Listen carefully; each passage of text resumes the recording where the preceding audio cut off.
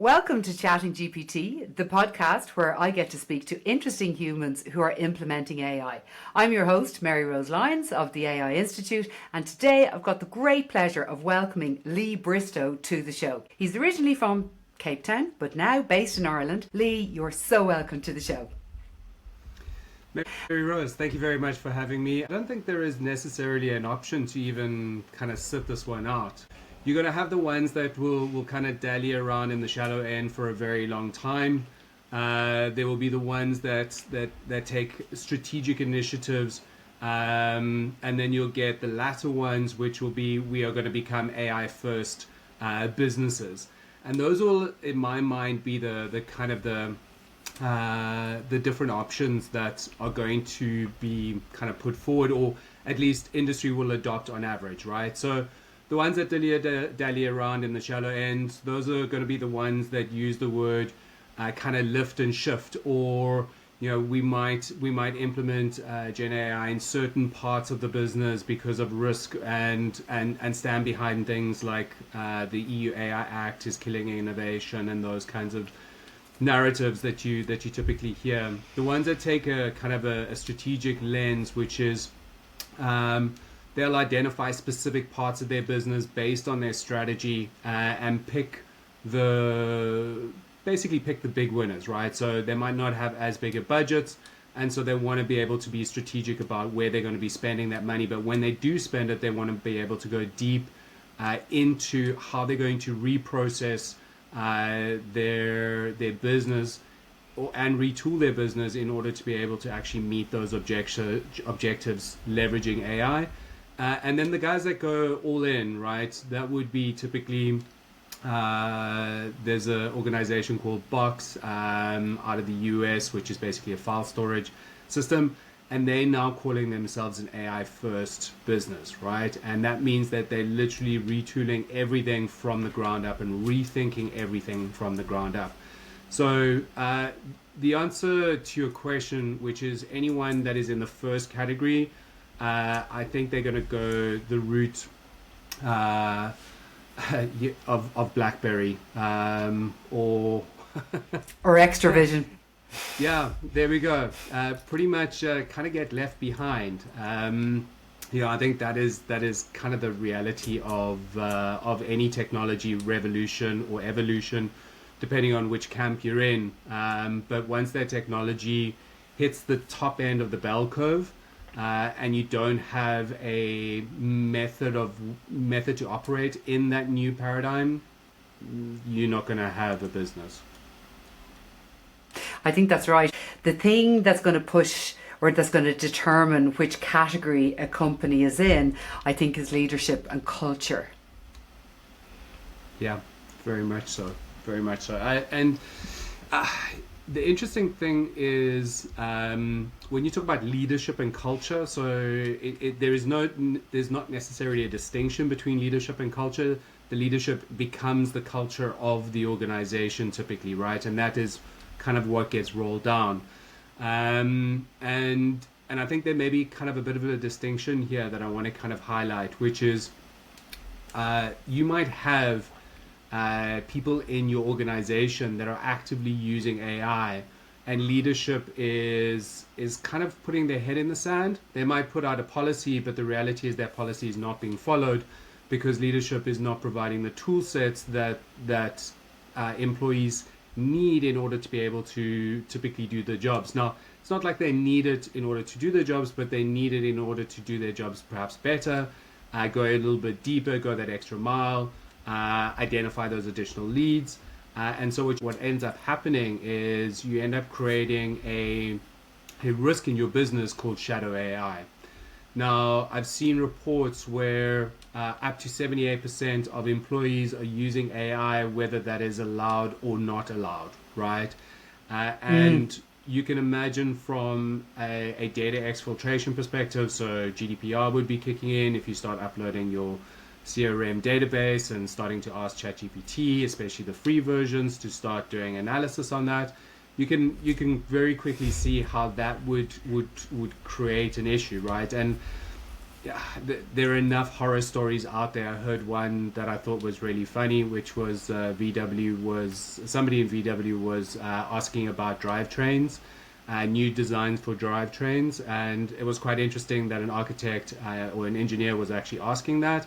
And anyway, a drivetrain came back with a version of a VW which was never supposed to be on the market and was essentially a trade secret. So I thought, I thought that was a really good story. I haven't actually gone in and had a look at it, but it was from a guy from Deloitte. So I'm gonna, and it was on a stage. So I'm gonna take that as he did the research accordingly. But either way, it's a great story, and it's just an example of how, intellectual property as well as client information can easily be pulled into a model used for its training, and that's an issue. So I know your question was primarily around culture and leadership, but I think one of the delineations that I want to highlight there is leadership sets the culture. And if the leadership is all about just find a way, you're going to find employees that are just going to find a way because you've set that culture, which is we'll go over it, under it, through it. And if you don't have the required policies, procedures, and standards in place, as well as the controls in order to actually ensure that the governance is there and the vision of leadership is actually inculcated into the organization through those governance capabilities, you're just going to end up in a situation where they're going to take that leadership cultural view, which is we need to get it done. We're always in a startup mode. We're always in kind of pushing for growth mode. So you can hear all of those languages kind of coming up from all of the different CEOs. It's coming up for the quarter. Can we get an extra deal? Where's this? Da, da, da. And it's that kind of, it's an example of that kind of leadership and how not having the required governance in terms of how to manage AI and the risks around AI can actually kind of come back to bite you. I know that's a little bit nuancy, but yeah. No, that's a good answer. That's a good answer, Lee. So would I be able to ask you, would you be able to put a percentage on, you described the three categories that companies might be in. What percentage of Irish businesses are in the swimming at the shallow end of the pool versus the middle one, the strategic, versus the we're going all in? Now, can I just say the AI Institute, we are all in. We're in the deep end of the pool and we're doing good things. But what would you say generally would be the percentage?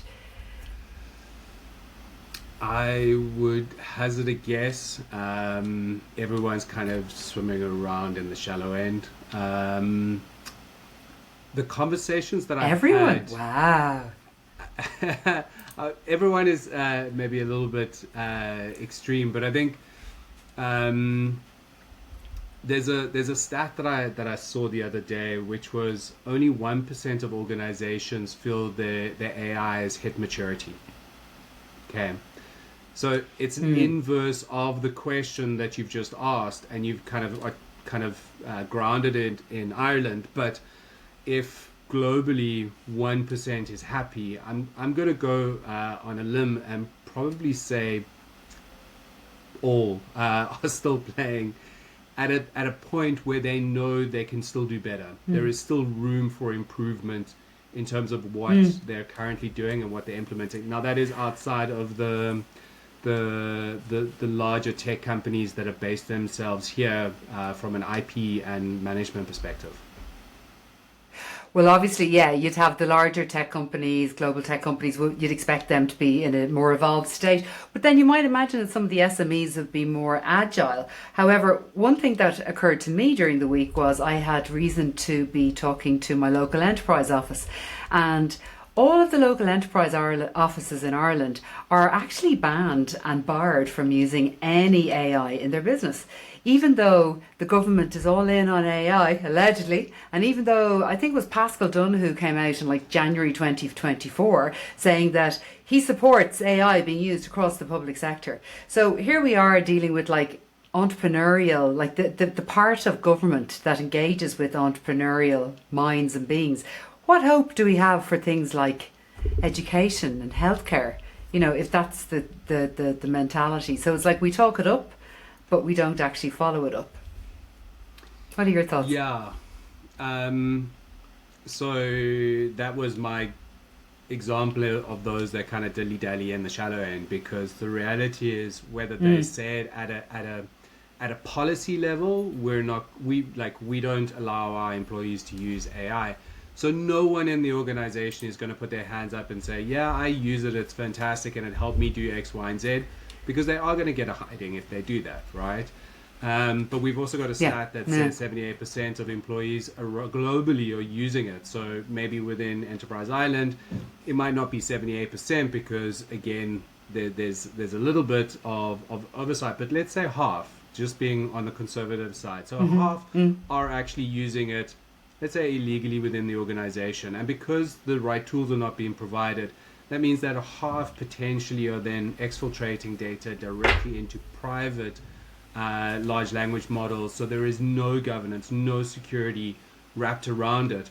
And this is an exact example of why this is a poor strategic approach to AI. Like, literally, this is it. You are creating your own risks by not having a strategy, by not implementing and providing the required tools. All you have to do in that instance is say, right, we've got an opportunity to use Copilot, use and leverage the Microsoft relationship at an Irish level to get a really good cost-effective method for rolling out Copilot, which will then give everybody a tool to use that is not going to exfiltrate data. Why? Because leak their data. Very strict rules. Exactly. This is and potentially use that data for training. So you know who Enterprise Ireland are. You know what they do, the types of sensitive information that they're provided with, and what happens if some of that information was then put into a large language model that was then reused in its training. I mean, okay. Can I ask you a question? Sorry, go ahead. No, finish your thought there. I interrupted. Joe will kill me. I don't know if you've ever been in a meeting where you suddenly have this AI thing that is waiting in the lobby. So you're on a Teams call, and all of a sudden there's this AI thing that's waiting in the lobby. Yeah. For note, exactly. And you're like, okay. So like, I see it's some weird tool. It's definitely not associated with our organization. It's definitely not on any allowed AI tools that are there. But the next minute, this thing is in the meeting, and somebody's using that as the note taker, and potentially you might be, it could be a meeting with 3-4 different stakeholders, and each one of those is discussing quite sensitive information. Like, that information now goes somewhere. Who does it go to? Where is it controlled by? It's just like little nuancy things like that, in that it's not somebody being malicious, right? It's just not actually in the spirit of the way that we should be conducting ourselves. But it's actually somebody in breach of the EU AI Act, because Section 52 holds that we must be transparent about our use of AI. And this is one of the things that we coach out in all of our courses. It's about, if you're going to use a note taker, which I highly recommend it and advocate for it because it's really helpful. But there's certain things, you have to ask permissions first. So, for example, one of the tools, Fathom, actually gives everyone 24 hours notice that there will be a note taker used in this call. And if you don't want a note taker used, click here, and then the note taker cannot join the call. You must tell people when you're using these things. And, there's a kind of a new etiquette arising around meetings, I think. But even just moving away from that kind of etiquette, my question I would love to ask you really is about, in your work with enterprises, like the larger companies, what are people doing once they've moved beyond their kind of automation of their repetitive tasks? So what are the next steps in relation to AI adoption that you would be seeing? So when you're adopting AI, there's a couple of elements that are required in order to be able to do that, right? So understanding that I have a cybersecurity AI governance hammer in my hand, so every time I look at something, I kind of want to find that particular nail to hit. So I'm going to kind of broaden it a little bit and discuss it from a strategic perspective, business process perspective, and also bring in the cybersecurity and governance. So the first part is, once you've got into automation, that's a great step in the right direction. Why? Because everybody understands the value of technology, they see the value of tools and how it can be used to enhance themselves. But you've still technically got a human in the loop almost at every phase of that particular process in terms of automation, right? So you implement a CRM, there is some automation inside that to basically say, I'm moving it through a phased approach, right? So if you think about a CRM, I've got an opportunity that's identified. Now I've sent out a few emails, they've come back to me, we're now in engagement, so we kind of move it up a phase and all the rest of it. But it's all manual, there's humans involved at every single phase and all the rest of it. In order to be able to kind of bring that into a fully automated Gen AI type environment, you need to change the way in which you're going to be engaging with clients, right? So instead of potentially an outreach via that, you might change the outreach to be via LinkedIn, via a podcast, creating some more content, sending out those emails automatically, asking if they would like a follow-on email or a follow-on meeting to discuss the findings of that. So it's almost taking that generic email and kind of killing it and saying, right, we're gonna create really good content and send that out to our clients, and then based on that content, ask them to bring us or ask them to contact us about meetings that they might have, or put out content that would support that, right? And you can then move them down the CRM layer. So that means a change in terms of the way in which you're engaging, change in terms of the way that you're going to market. And I'm just using that as an example. It's not the way that you should do it. It's just an example of how you move from automation to AI first.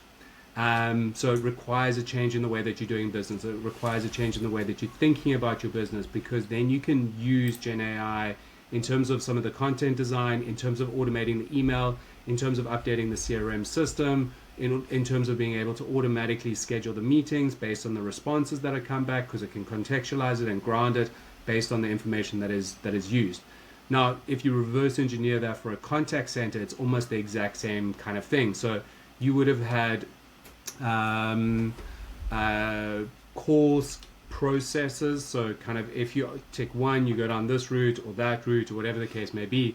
But you now get to a point where you've got somebody that is able to listen to you. What do you need? Right, I want that. Right, you go down route 2.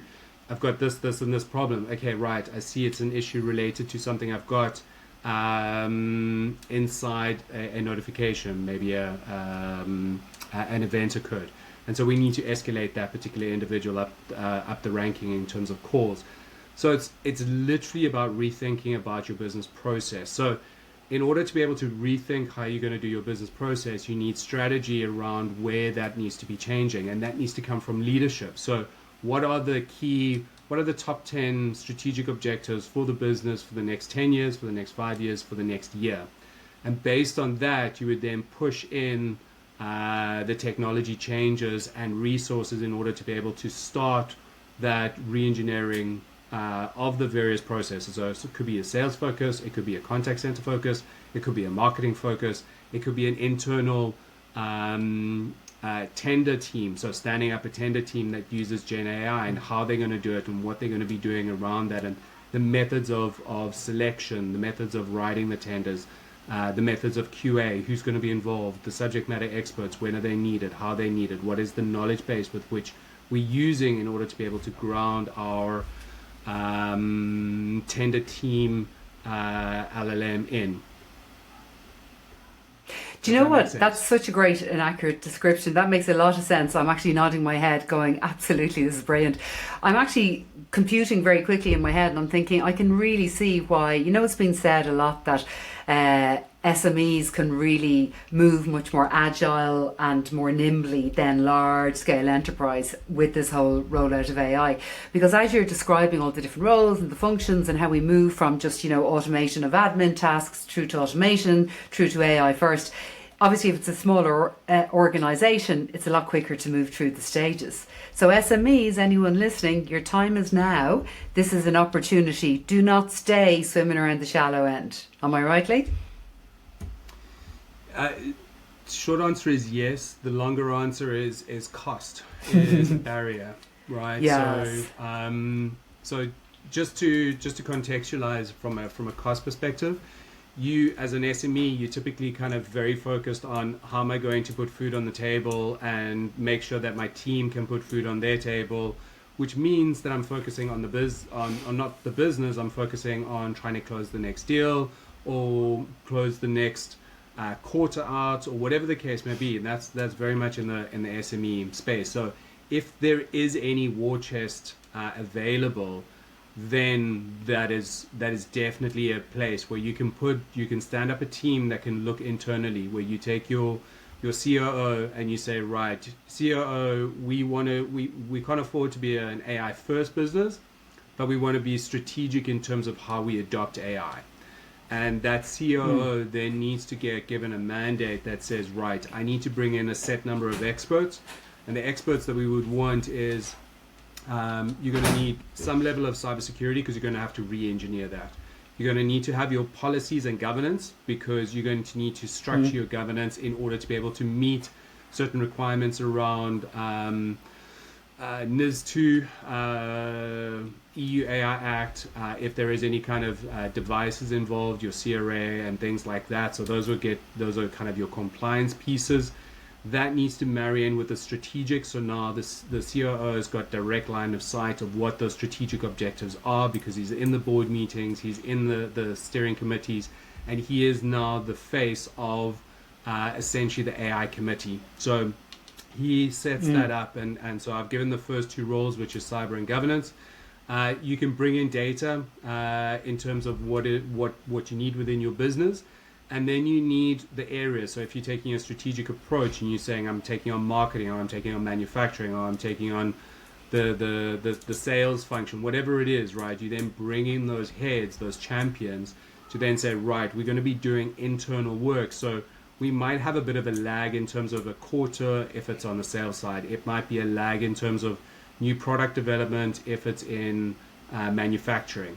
So everyone is kind of aware that there is going to be a dip in terms of output maybe, or whatever the case may be, as everyone kind of looks in, kind of takes a good breath and is ready to kind of put the fists up to hit the next quarter. So dive in. That kind of strategic thinking where you kind of, everyone is on board, everyone knows that there is going to be a sunk cost in terms of resources, and there's going to be a potential sunk cost in terms of capacity output to kind of rebuild. And like it's a bit like I kind of use the analogy of almost like self-care. So like if you one of those kind of high performing individuals where you kind of look at a day and you kind of go, how many things can I fit into this particular maybe Rose, stop pointing at 5:45 a.m. So if you're one of those, you know you hit a wall eventually, and that wall is a horrible wall. You just kind of hit it, and it just like you lie onto the couch and you lie there horizontally for 12 hours going, I need to go to gym. But eventually you do. The point is that that's not healthy, right? It's not a good, there is zero balance in that particular approach at all. And it's sort of like, if you actually measure in the time for recoup, for just rejuvenation, you actually get a lot more out of all of those different routines that you put in your life and all those different habits. And one of those habits is actually just taking a breath, taking a minute, taking a moment, reading a book, whatever it is, right? Spending time with friends, having a glass of wine, going for a walk and listening to a podcast about AI. Like going for a walk and listening to a podcast called Chatting GPT. But, I would actually say, Lee, my experience with SMEs is, and it's very much like speaking to your point, is that, they're always short of money and they're always short of time. So you were talking to the money piece. So you'd hope that with government supports and skill nets and so on, like there is support to help businesses move to be AI first. But the problem, and this is something we see again and again, is it's the time piece. If people don't actually practice what they're learning and they don't actually put into play, okay, I can do this task in a different way, instead of just sitting down with Excel and knocking myself out, if I sit and think about what I need to do and I prompt correctly and I redact my information correctly and I get the task done better and faster. But it's actually switching your brain to doing it that differently. And that takes time. People have to practice it. So I think, it's just a thing. It's back to that kind of thing of being human. It's like, money and time. You can throw loads of money at it, but they're still going to fall short in terms of time. Now, speaking of time, right, I can see we're kind of moving through this at pace. I'm loving every minute of it, but we haven't got on to your favourite subject and mine, which is EU AI Act. Okay, so there has been a lot of talk lately about the EU AI Act being kicked down the road, and our mutual friend, Cara Robson, was on the podcast a while ago, and she was talking really interestingly and at great length about what's actually going on with regard to that. What are your thoughts? Like, do you have an update on that? Like, what do organisations and people listening from large and small business need to know right now as we come into Q4 2024? So, the way that I see it is, yes, there is this kind of underlying pushback, right? But I want to kind of widen this to let's just talk a little bit about the geopolitics that is happening at the moment. So has to come in. So in my mind, a lot of the pressure is coming from big tech business, right? And these are businesses that have a market cap of trillion plus, right? So they're playing in a position where they basically have a foreign policy. Like, think about that as a mindset.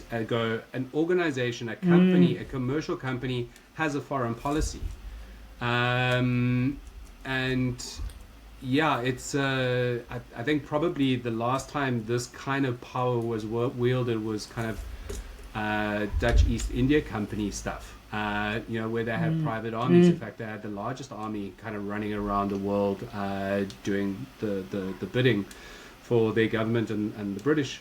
But if we kind of fast forward to now, how are they leveraging that power that they find that is in their hands? And the answer to the question is they're using that to put pressure on legislators and policymakers not to actually put any kind of control around them. Why would something that powerful not want to have free reign? Of course it does. Controls. Yeah, of course they want it. Yeah. It just, copyright. It's okay. We'll help you write it. Here's a code of practice that we think we could potentially hit. Bar is low enough. We should be able to make it over. I know I'm being facetious there, but the reality is, GDPR was very onerous on business and is very onerous on business in terms of actually trying to create something that is useful. So just think about the cookie thing, and the area of privacy has never excited me because it was just such a big sledgehammer to a problem that required a little bit more finesse in terms of the way that it was rolled out. So I think the EU AI Act has actually landed with a lot of finesse in that it is a product regulation. That I think is the most important piece there. It's related to the product, not necessarily the business. And it's talking about how that product is safe for essentially the consumer or deployer inside the EU. And it is talking to sovereign rights, so essentially individual rights, your rights, my rights. And that I think has got nuance. It's actually got real nuance in terms of how it is going to be used. So if your device or product or whatever you put into the marketplace does not have AI, this piece of legislation will not affect you in any meaningful way, except if you are deploying potentially high risk AI. And then yes, it does become again a bit more onerous, but the reason for it being onerous is that the deployment of that tool needs to ensure that you're not affecting others' fundamental rights. And I think that is so important here. And so, if you are putting a software as a medical device onto the market, Mary Rose, would you want a product that is in the EU that is concerned about your fundamental rights? Or would you want a product that is coming from outside the EU that doesn't care about your fundamental rights and is not being assessed against your fundamental rights in terms of the quality of it? So the way that I see this is it's a CE marking. It's a quality marking around the products that you're putting into the marketplace. And I think every time I hear a tech company go, it's killing innovation, what I'm actually hearing is we don't want to put quality products into the marketplace. I'm going to repeat that. We don't want to put quality products into the marketplace. That is what they're saying. Yeah, I really, really detest that thing about it's holding back innovation. It's like, why the need for speed? If you're creating products that affect humankind in the way that they do, we need to test them. And, I'm not one for the old regulation usually, but there's one act that I love, and it's the EU AI Act. I definitely agree with you on that front. So where is it at now? Like, I totally get that it's a product protection mechanism, but where are we now? Like, we were supposed to be August 2025. We were supposed to have a lot more things in play. LLMs were supposed to be, I suppose, giving away how they trained their data, and that's been kind of kicked into 2026. No, so as of 2 do we days even ago, know? Nobody seems to know. So no, so from August 2nd, the next round of regulations actually kicked in effectively. So general purpose AI models, so the GPIAs, they now need to comply with the legislation. There has been code of practices that have been released around transparency, around security and safety, and copyright in terms of basically how was the model trained. And in terms of systemic risk, the AI office is standing up capabilities at the minute to be able to assess the large language models that could be classified to have systemic risk. And then, so that capability is very much in place. The second thing is from the 2nd of August 2025, the market surveillance and notified bodies now have to stand up capabilities inside nation states to basically start assessing the various AI applications that are going to be coming to market that will be categorized as high risk. There is some, and just to clarify, all high risk regulation comes into effect as of August 2026.